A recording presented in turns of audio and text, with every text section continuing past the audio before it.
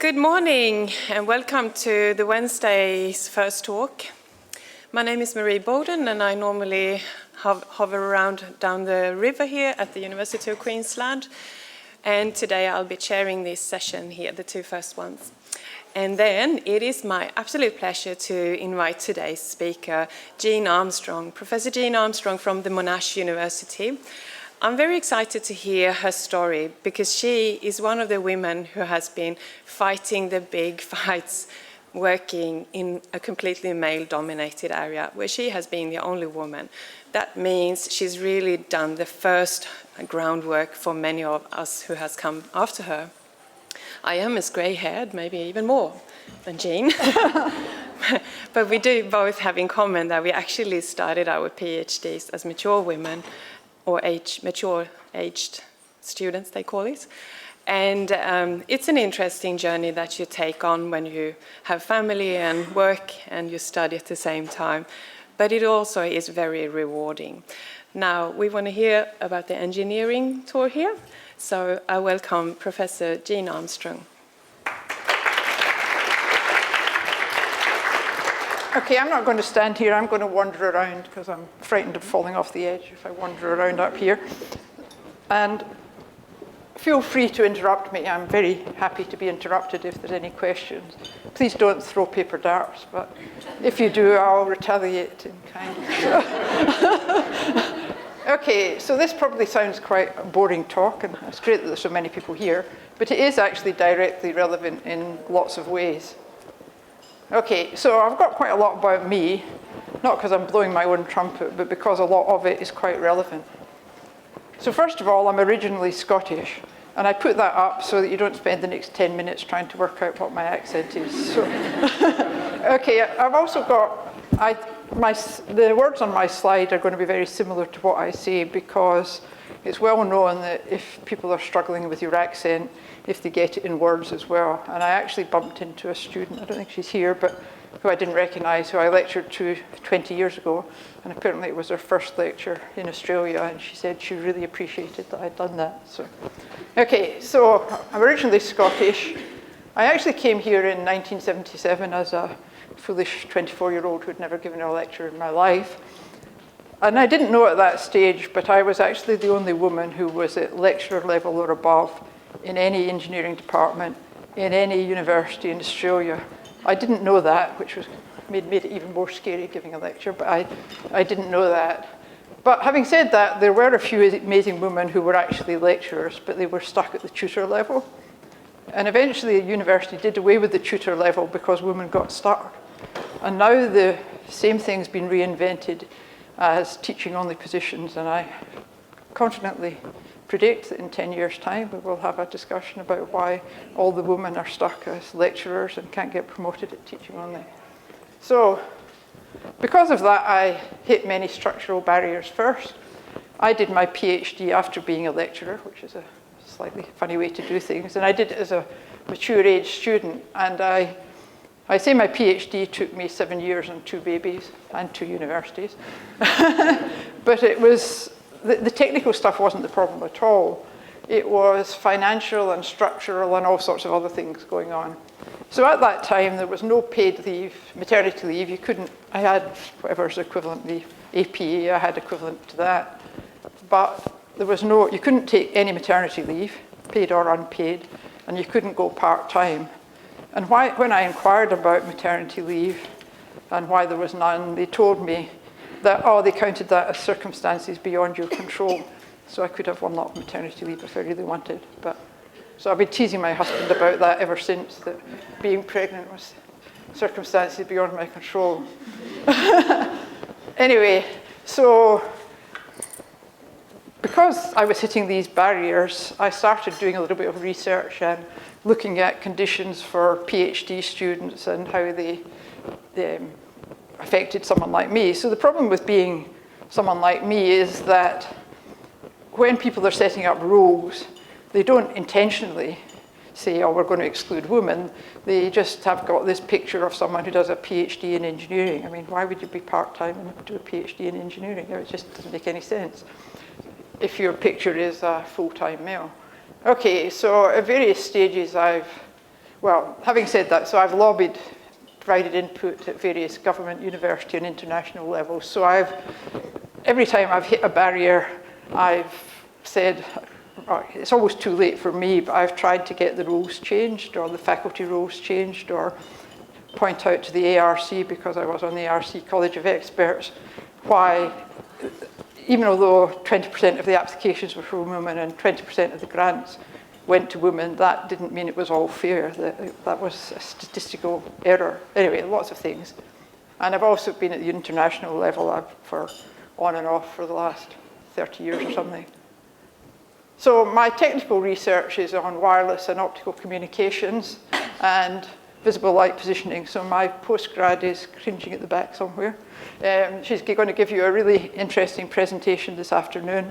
So I'm just putting out a spruiking for Steph, where she's hiding somewhere. Anyway, it'll be really interesting, particularly for those of you who are interested in robotics. And I'm currently a professor at Monash.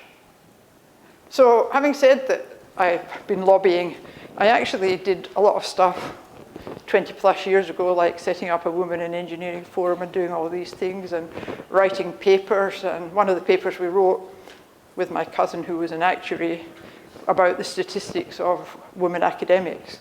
So we paid for the Bureau of Statistics to do a special run showing where all the men and women were. My cousin, who was an actuary, did all the statistics, corrected it for age and gaps and everything, and we published this paper. Then I went for promotion and was told that those papers on women were it was just opinion. So they just assumed it was opinion. It was probably much more statistically correct than anyone else's paper, but anyway. So I decided at that point, and I also had quite a lot of papers on education issues affecting women. So I decided at that point that universities are very hierarchical, and no matter how valid what you're saying as a lecturer or senior lecturer is, no one is going to pay any attention. So I decided what I was going to do, I was going to stop doing that, get myself to professor and try again. And once you're a professor, they pay marginally more attention. But so, okay, over here, I've got 2 adult children, 1 male, 1 female, both software engineers, with no encouragement from me. I said, do what you like. So just over here, I'm just pointing out that I have got lots and lots of important qualifications, because it's just important that people realize that women can do well as well. But just, now can I, is this one? Yeah. So one of the ones I got recently was the top British, really effectively, award. And previous winners include Alan Finkel, who's our chief scientist, and Tim Berners-Lee, who people know as the inventor of the World Wide Web. But disappointingly, this got practically no recognition where I work. It wasn't even the subject of an email from the dean. This previous dean, not our current dean, I'm sure Elizabeth would have been shouting it from the rooftops. Okay, so what is actually this committee that I'm talking about, and why might it be important for you? And it gives an example of what one woman, not me, can do if they've got the skill and persistence and, I don't know, just being amazing. So does anyone not know what the IEEE is? You probably don't. So the IEEE it actually stands for the Institute of Electrical and Electronic Engineers. So it was originally a US-based technical society. It's now the world's largest technical society. So it's got 422,000 members, so it's huge, worldwide. They don't actually they call it the IEEE rather than the Institute of Electrical and Electronic Engineers, because now it covers computing. I think computing is probably one of its major areas, but it covers all sorts of other things like biomedical and things that they started off in electrical, but they've moved to being completely separate fields, but they're still covered by the IEEE. It publishes approximately 200 transactions, so 200 different journals. What have I said? 1,900 conferences in 103 countries, and it also does a lot of standardization. So if you're, for example, using a wireless LAN, it's probably based on the IEEE standard. So lots of standards. So you might not have heard about it, but it certainly affected your life in some way. So it touches on the work of many people involved in electrical engineering and so on. It's largely a volunteer organisation, so well, I'm sure a lot of you are volunteers for the IEEE, even if you don't realise it, because you've reviewed papers or helped organising conferences. It's particularly important if you are planning to have a career, because the policies of the IEEE affect on lots and lots of aspects of an academic career in computing, probably, or definitely in electrical engineering, because the policies might affect all these key issues. So, does your paper get published? Well, you might naively think that everything's above board, and you put in your paper and it's measured on its technical merit, and good papers get accepted and bad papers don't. But it doesn't actually work like that. If anyone wants to come and have a chat with me, I'm happy to vent on a number of things. You have to, other things like submitting papers or giving keynote presentations. So if you look at the web page for any of the big international conferences, you probably see 10 prestigious men and maybe 1 woman, but not usually. And so you might think that doesn't matter. You would hate to give a keynote presentation anyway, but it does matter. It affects whether you become a journal editor, whether you become a fellow of the IEEE, so that's the top level membership, because that, if you're a fellow, it's quite hard for universities to deny you promotion to professor. If you're not, it's easy. Or whether you win any prizes and paper awards. Well, you might think, oh, well, if I'm going for promotion to something in the university, that there's all these criteria, and the selection committee carefully look at how you compare with the criteria. Yeah. Anyway, come and talk to me later if you really want to know what happened. So people tend to think that if other people think you're brilliant, then you must be brilliant. If other people don't think you're brilliant, then you can't be brilliant.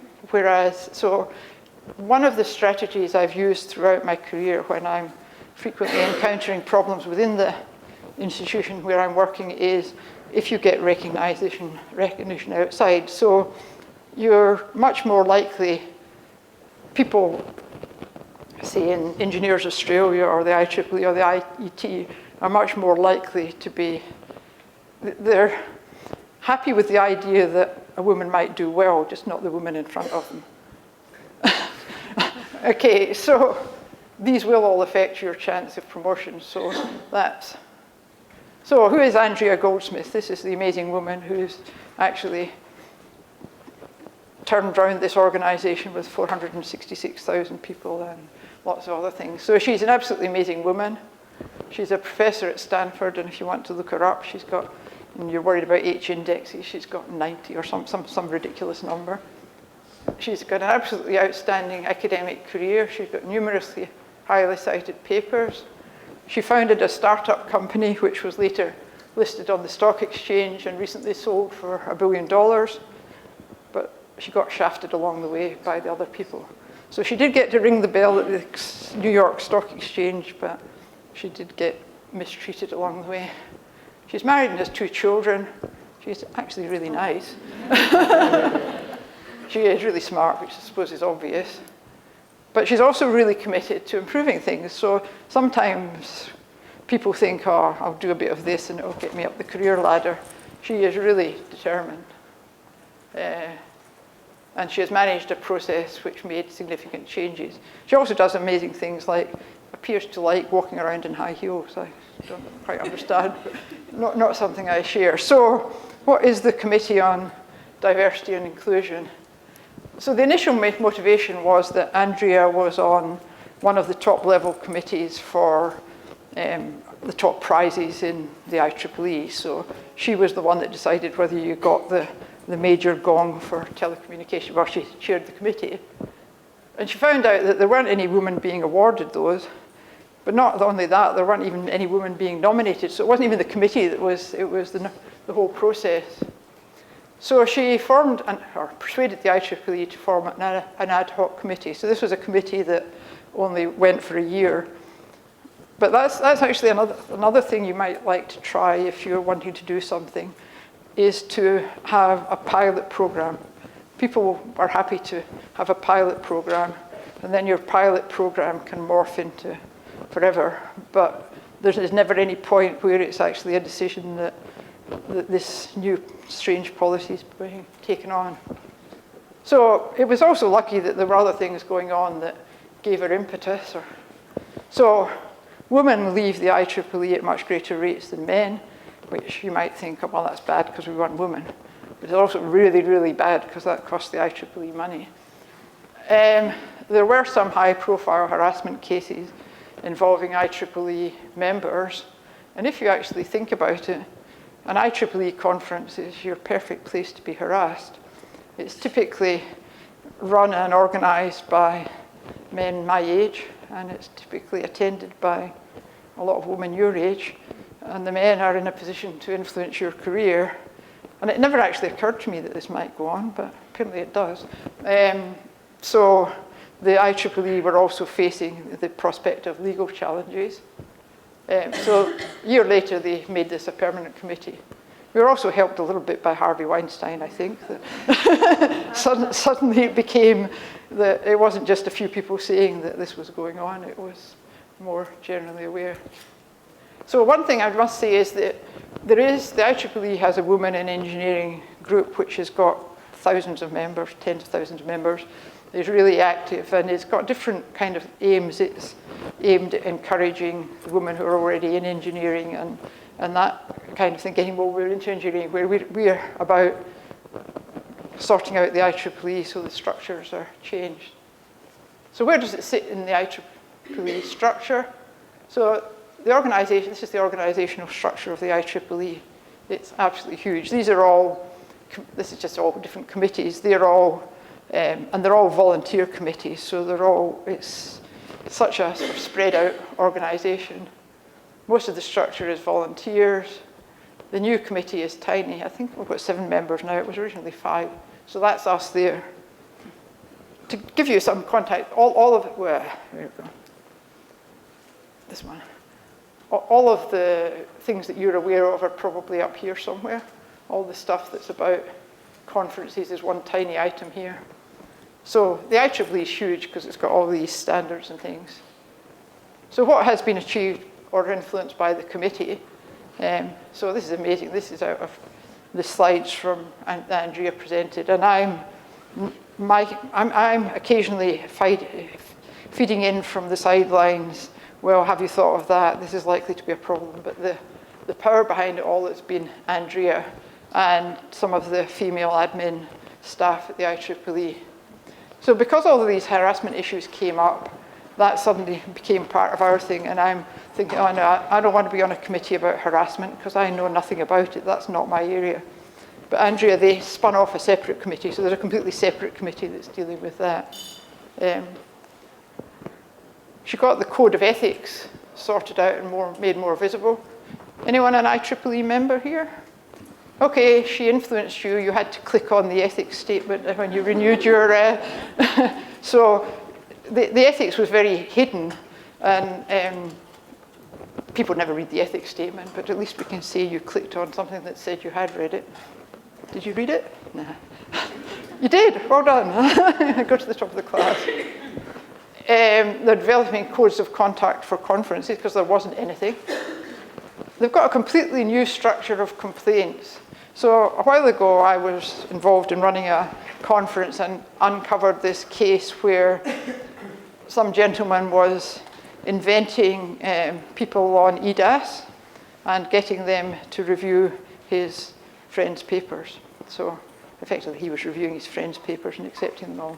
And I discovered this, and I couldn't get anyone interested. I must say, I couldn't get anyone to do anything until I contacted a well-known woman, and then we sorted it out. Well, sort of, but now, because there was nowhere to go with a complaint, but now there's one entry point, a clear flow chart, timeline, so that it's all handled confidentially.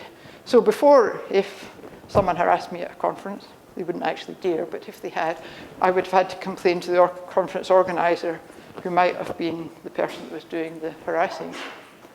So the bylaws of many boards and committees. So because this is such a huge organization, it's all different. There's different committees with different roles. And the admin person went through all of these, highlighted all the bits that needed to be changed, and got them all changed. So absolutely horrendous, yeah, huge.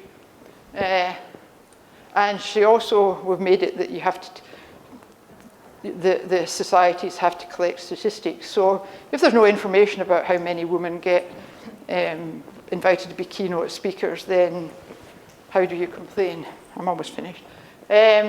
So all of those things, statistics. So it's a Herculean undertaking. It's absolutely amazing. Making sure that there's women in the pictures in the journals. So the overall rationale behind Andrea's action was that, first of all, they had to know what was happening, so the statistics, and secondly, they had to have something to do with about it, the complaints process. So the conclusion, she's achieved a huge amount. The fact that you're absolutely brilliant, top professor, actually unchallengeable in lots of ways, although I'm sure she's been challenged plenty of times, probably helped her, but she was so energetic and skillful. But there's still a lot to do. So that's the story of that. So it has affected you. So the 3 takeaways are that one person can achieve a lot. Amazing, absolutely amazing. And that it is important, the structures. Okay.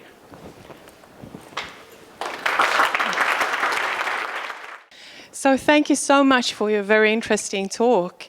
I'm sure there will be some questions here, if there's anyone who would like to ask a question. And the question isn't to be what is it on the exam. That's not. Can I? We got one straight away.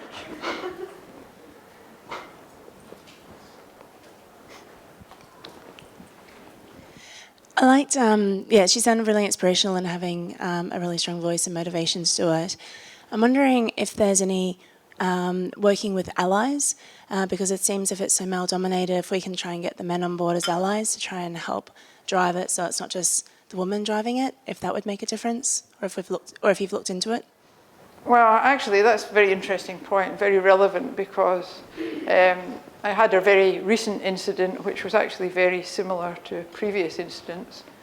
The only difference is that there was a senior male involved as a co-author, and it actually seems to be getting more attention. So we give credit to our friendly Y chromosome. So yes, I'm sure it is, but no one will go out to bat for you. No one, they might be sympathetic, but very few people will say, okay, I'm going to make myself unpopular by pointing out that Professor X has done something completely inappropriate. I have a really simple question for you. So if I'm a woman in engineering, what do I do to show that I really want to support this? How can I get involved? So how can you support that committee? I'm not sure that there's any direct, give us input, I suppose, but I hadn't thought about that aspect. There are a whole lot of other things going on. I mean, like, well, how can you support us? You can nominate good women for things, because I actually think they need to change their nomination processes for a lot of things, because a lot of things, like, if you want to be a fellow of the IEEE, you've got to get, I think it's 8 existing fellows to support your application. Well, how do you get 8 existing people if you're in Australia? Whereas I'm actually on one of the awards committees for the British top prize as well. And they do much better at getting women because they've got a completely different nomination process. So that's, yep. So I'll get you. Hi Jen, Karen Blackmore from University of Newcastle. Just an interesting observation there, even if you have to have 8 nominations for fellow, is there any requirement for any of those nominations to be female? No. So that in itself then becomes a encouragement for males in the field to include women in their networks, which as a woman in software engineering and computer science is what I find to be a big challenge is exclusion from a lot of the male networks in the field. So mechanisms like that are simply providing incentive-based approach. Yeah, there's a couple of issues there, like the chair of the Women in Engineering, that's the separate IEEE organisation. She says she's swamped with women asking her to nominate them. So and I get asked to be referees on quite a lot of things, and you've got a bit of a balance because it's actually quite time-consuming. There's also one little-known fact that women are tougher reviewers than men. So if you are fair by getting women to review women's, well, it was in the context of grant applications, I alerted the ARC to that, you can actually be disadvantaging women rather than advantaging them. So there's a whole lot of subtleties that you never thought of. So it's not that the women are prejudiced against the women, it's just that overall they're tougher reviewers. So are there any more questions in the audience? Yes, here we go.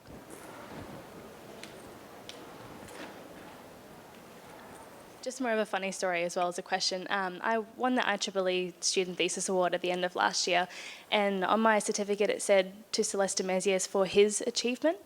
Wasn't offended by it too much, but just had a bit of a hard time trying to explain to the committee members how they could have just made it neutral language, like for their achievement. So what are some of the ways that we can help them understand? Well, you might actually be better to pretend that you are a male. I mean,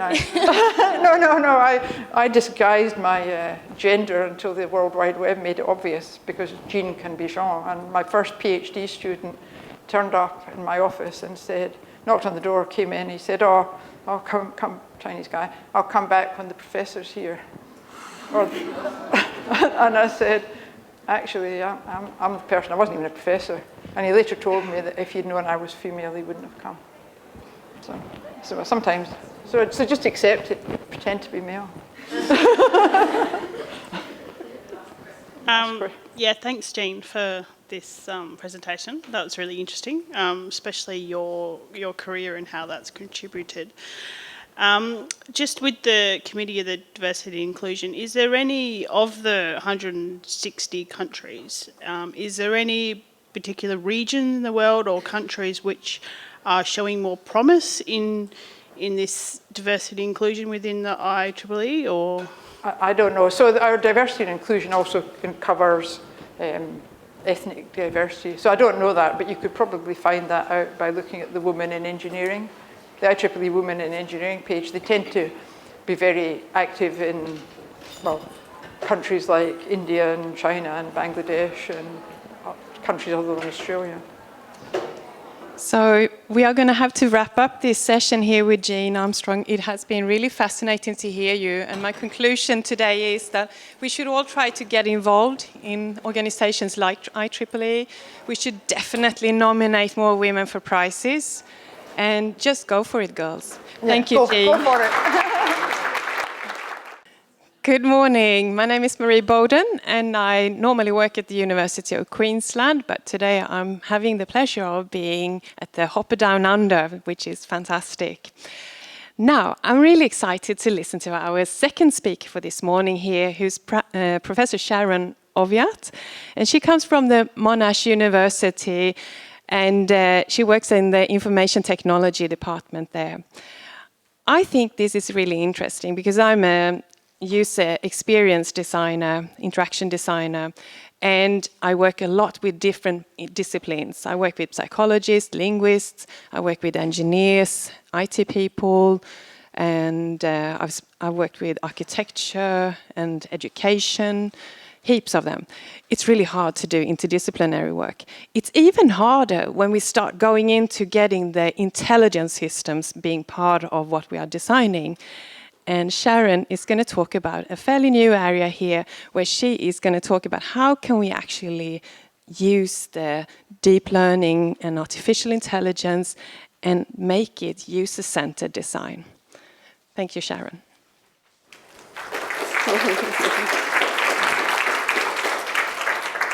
Okay, thanks for that introduction. What I'm going to talk about today is a relatively newly emerging area, I would say in the last 5 to 8 years. And so warm welcome especially to the folks here who are currently training and trying to decide on career directions. This is a kind of major emerging area. And I would describe it as being at the intersection of HCI, human-centered systems, and AI.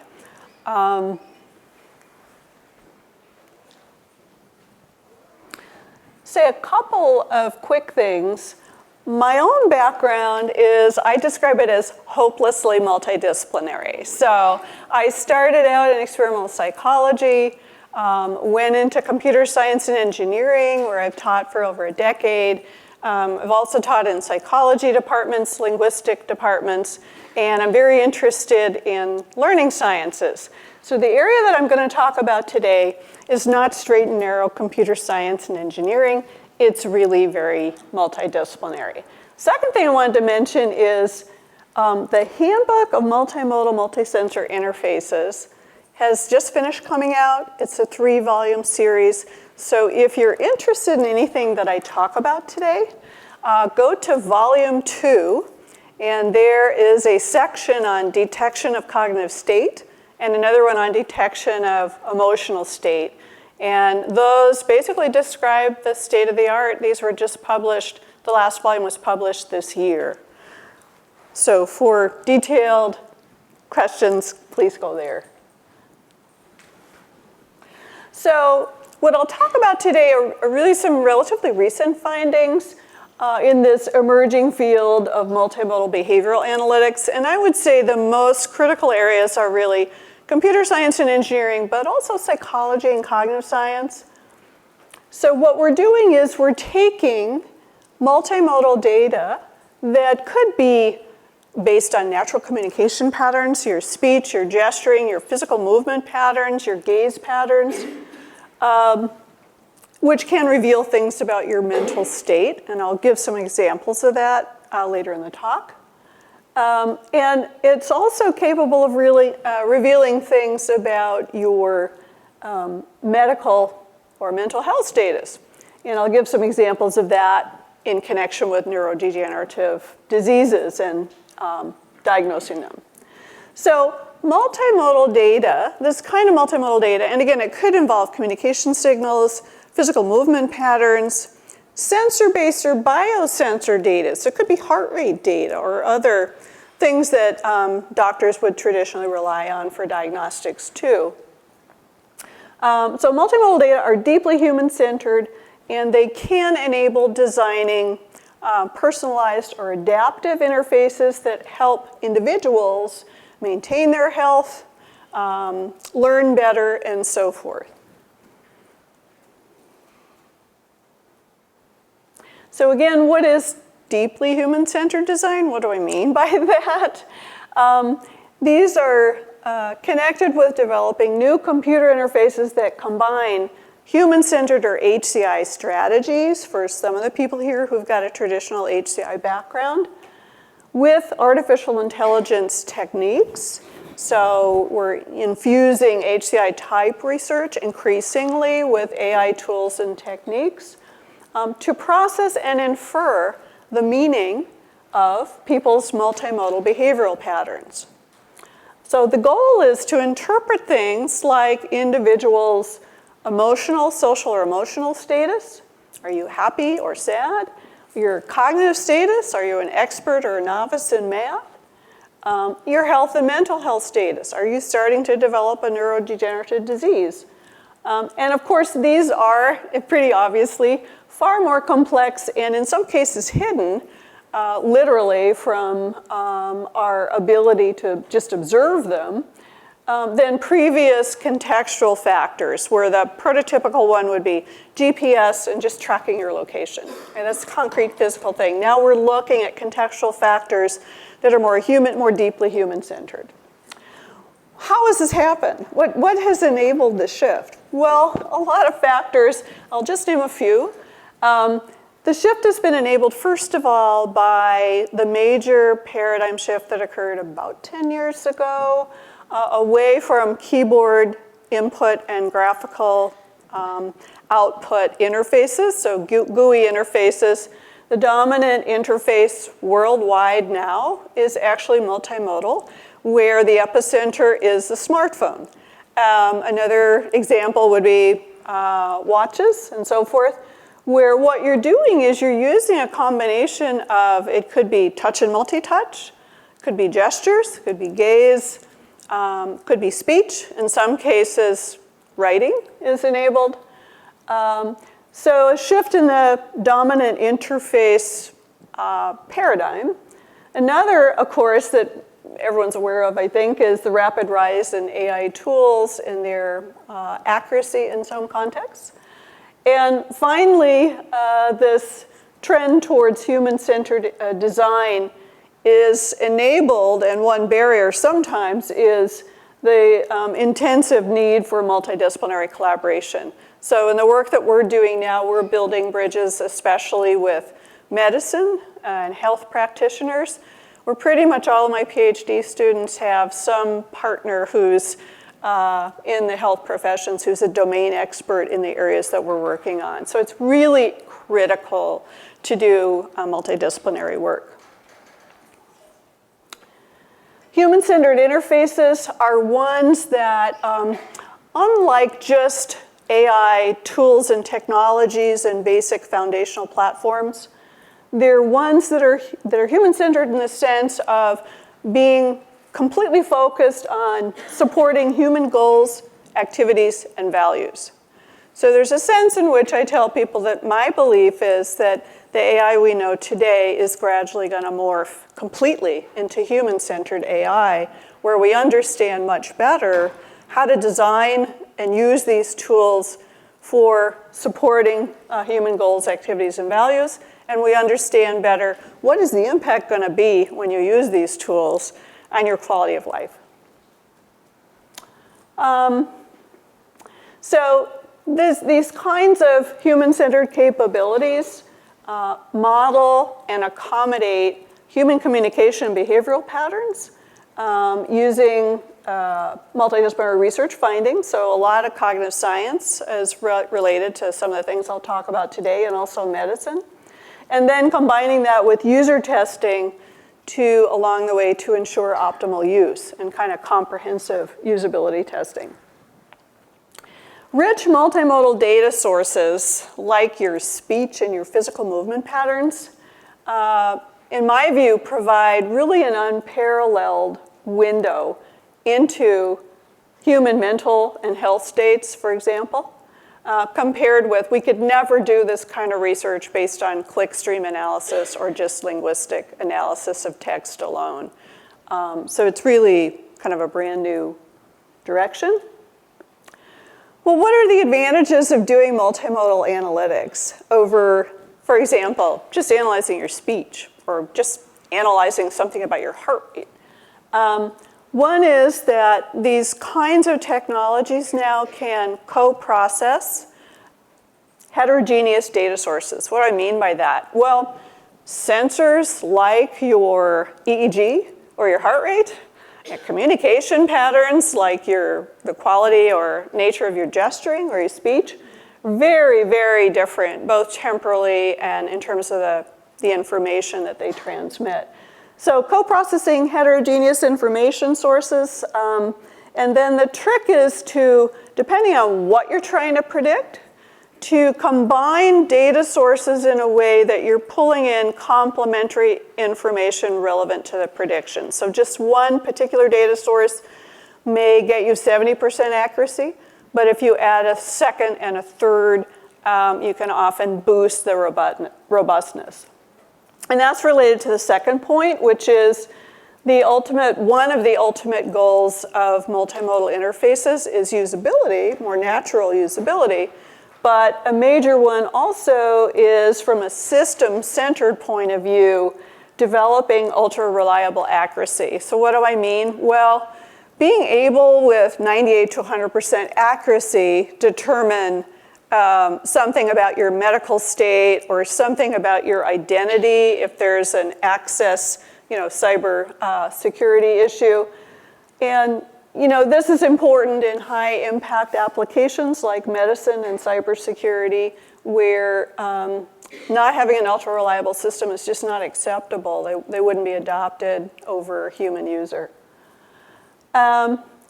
Another interesting issue is that these kinds of analytics, multimodal behavioral analytics, don't just apply when you're interacting with a computer. They also apply if I have a doctor-patient interaction. I can do multimodal analytics to provide supplementary information to the doctor about something behavioral and the likelihood of various issues that they may benefit by being informed by. So they're applicable to human-human interactions too. A last point here is that co-processing multimodal data can be continuous. So if I'm trying to track something about a student's learning in a classroom, they may speak only a small fraction of the time, because they're trained, don't talk, be quiet. But if I can track their handwriting and something about their facial expressions, if they're confused or what have you, and their speech, then I can potentially more continuously track them. So the lesson here is all data, individual data sources are not available all the time. They come and go. And kind of stunningly, it's been much talked about, I think, really in the AI literature. There are cases now that where human-centered AI capabilities can provide analytic intelligence that either matches or exceeds an expert practitioner in a field. And one of the most infamous examples is medical image analysis, where we know that some of the analytic systems can perform as well as a highly trained doctor. But lastly, I wanted to point out something that's a special interest of mine, and I think it'll be a major wonderful direction in the coming years, and that is that behavioral analytic tools, these powerful new tools, can be used for knowledge discovery. And if you think about it, if I can analyze different modalities on the left-hand column, the speech, the writing, gesturing, your expressions, your gaze, your bodily activity, and at the top, I can also analyze each of these individual signals at different levels of analysis. So I can look at signal level patterns, activity level patterns. I'll talk about what I mean by this in a minute. Representational information, like the content of what you're speaking, and on and on. Then what do you have? You actually have a vast multi-dimensional space for discovering new phenomena in all kinds of fields, from science, medicine, technology, and what have you. And some of the results that we're starting to uncover, I'll talk about, are very surprising to traditional practitioners. So here are just a few examples of different applications. There's a lot, as I say, a lot of emerging research in multimodal behavioral analytics. What I'll talk about today are the two bolded ones. So one related to medicine, one related to education and learning. But there are many other areas that are in that handbook I mentioned. If you want to just explore, or if one of your interests or areas is a different one than what I'm able to talk about today. So how about the medical example? A number of years ago, there was a person who started doing research in UK looking at Parkinson's. Well, Parkinson's, in terms of traditional medical diagnostics, typically doctors are looking for several symptoms, say 2 to 4 symptoms, from a list like the one I've provided here. This is just kind of a gloss or overview. It might be that you're developing hand tremors, something about the disruption of your speech, someone's noticing something in terms of cognitive decline, and then they would diagnose the state. Well, there was an individual doing research, basically in the lab, in soundproof booths, bringing in individuals, trying to look at speech signal patterns. This is unimodal, just looking at speech signal patterns, and analyzing hundreds of features in your speech signal patterns to try to detect who might be in the extremely early stages of developing Parkinson's, and were they distinct from normal controls. And what they found was a cluster of about 10 speech articulation features related to glottal closure. Anyone know what glottal closure is? It simply refers to the musculature deep in your throat and the action that whether it's able to close completely, quality of its movement. When you talk, well, this is not visible to a doctor. It's not easy to assess. But together, these 10 speech features were able to distinguish early signs of Parkinson's with alarmingly, stunningly, kind of shockingly high accuracy in the controlled lab setting, okay? Again, in the soundproof booth. And this was many years before a doctor could make the same diagnosis in that individual. Well, you can't do your diagnostics in a soundproof booth, so guess what happened? First of all, speech signal features degrade in mobile settings. So the typical pattern is if you start your work with a unimodal data source and you have a stunning finding, in order to realize it in field settings, you're going to move to more robust multimodal analytics, which means you're going to look at a collection of predictors. And what people were trying to do was really difficult. Sounds maybe not that difficult, but it really is very difficult. And that is the first point. They're trying to do work on large-scale data sets now, not just 60 or 80 people, but thousands and thousands of people collecting data on your end user device when you're in natural field settings, just using your own cell phone, for example, over long periods of time, so longitudinal work. And what they're trying to do in the case of Parkinson's, in that example, they moved to retaining speech, although the speech signals degraded in these field environments, so they had to bolster their accuracy now using different tricks. So they started looking at one very popular one is handwriting, movement patterns, finger tapping, your gait, memory tests, and combining a suite of things that could all be collected on a cell phone to try to get that accuracy back up. Well, the long-term aim, of course, in this case is to try to develop automated multimodal analytics with ultra-reliable diagnostic accuracy and, really importantly, minimizing false alarms. What I mean is, well, we don't want to be telling you that we think you're developing Parkinson's if you're not. So it's really important to be sensitively able to distinguish the predictive patterns and separate those from other close diagnostic categories. So, and what they're trying to do by opening this up into tests with thousands of people in natural environments is detect Parkinson's earlier in very diverse populations, okay, not just white males anymore, it's really diverse populations worldwide, people in remote regions, and as a supplement to what can be infrequent or in some cases non-existent clinic visits. So that's one medical example. Sorry? Okay. So in learning, multimodal learning analytics focuses on human communication patterns, and they are well-matched data sources for predicting whether you're an expert or novice, for example, in math. So detecting cognitive state. And in this case, some of the research that's been done in our lab over a number of years has shown that we can distinguish if we have 3 students working together in a small group, they're solving math problems together, it's an authentic learning situation.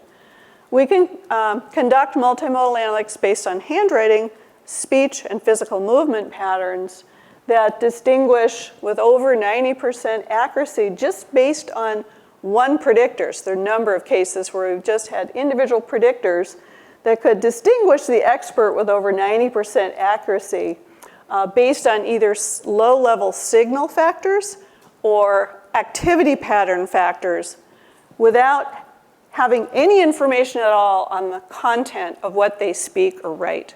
Okay, so this is surprising to teachers. That would be an understatement. It's shocking to teachers whose entire work practice is evaluating the content of your written work and the logic of your approach to a problem and so forth.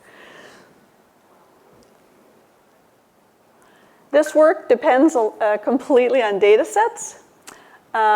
This is a quick example from the math data corpus. The example I just talked about with students working in small groups, and we're looking at their speech, their handwriting, and their images.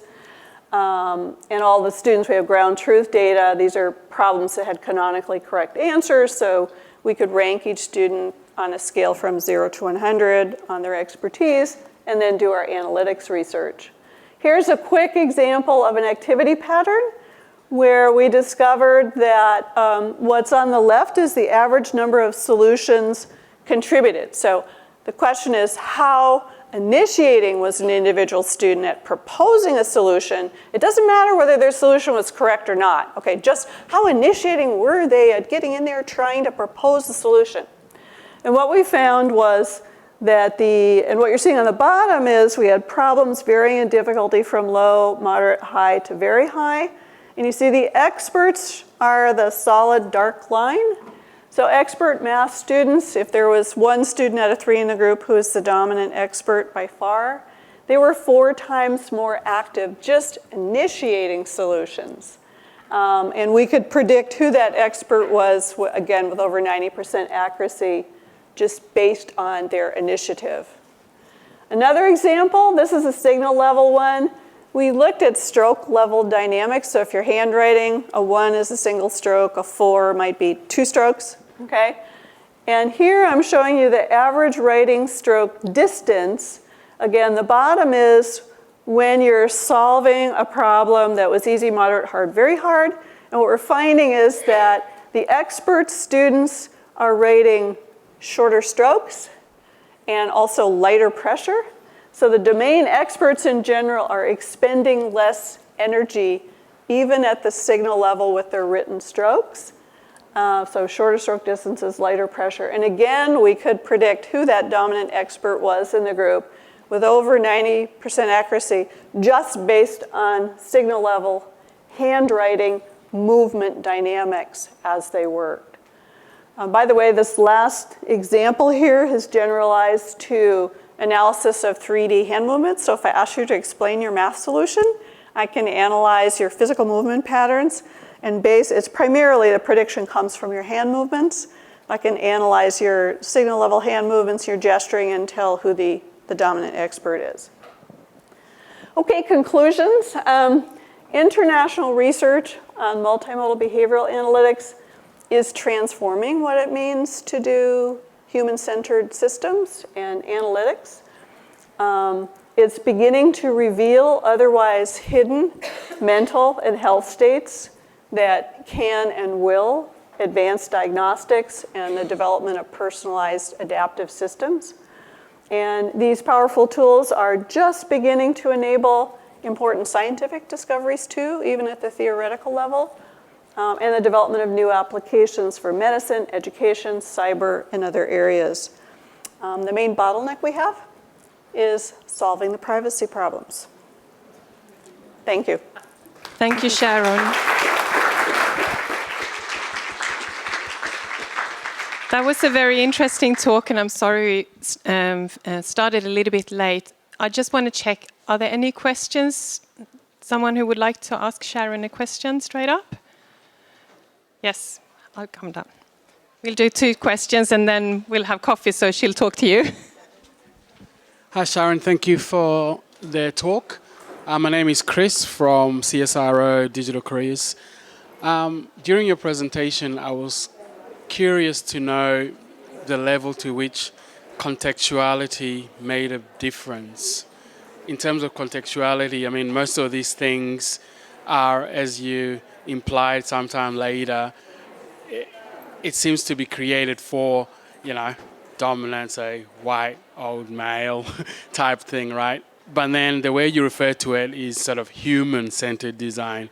But to what extent is it really context dependent? Like if you take it to indigenous communities or if you take it somewhere like in a different country, does it really, Great question. I think the biggest challenge, as in a lot of the HCI work and AI work, is lack of cross-cultural data. And I mean that in cross-linguistic, not just the country of origin. And that's difficult. It just means collecting more and more data and replicating things. So for example, in the work on multimodal educational learning analytics. That work is with English. It's with US students. One of our interests is specifically in generalizing it with other linguistic groups, and especially maybe non-Roman languages, could be Mandarin, could be Japanese, what have you. So that's a great question and a major challenge. And I might add, it's something that a lot of people are reluctant to pursue because it's such a huge research agenda. It's like, where do you start? I think partly where you start is training people from different home countries and backgrounds in the research skills and have them go back and do the work that's meaningful for their own context because they're the domain experts in that language group or whatever. Thanks. Thank you, Sharon.